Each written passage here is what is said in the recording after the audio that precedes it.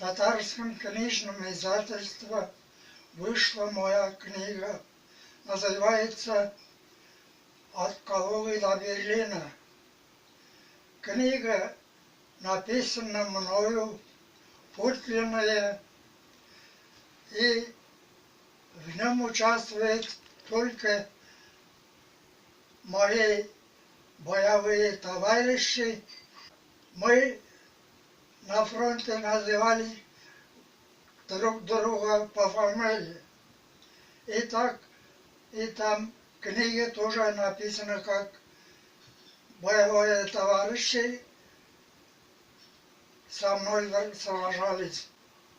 В книге написано все, что я пережил мои товарищи, увидели все подлинные.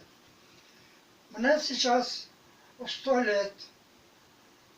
Я все еще очень ясно, хорошо помню все после войны от начала до конца.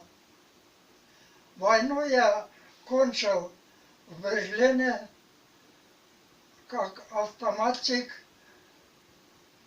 был командиром отделения автоматчиков. В Берлине был тяжело ранен, после лежал в госпиталях 6 месяцев.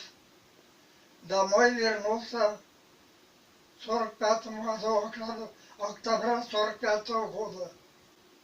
Книги, которые написаны, не все попали, потому что я сначала написал, было более 500 страниц. Я их сократил потом и оставил, чтобы писать как отдельные рассказы о войне. Очень большое благодарна издательству «Татарский книжный издательство», который выпустил мои книги 2000-м тиражом.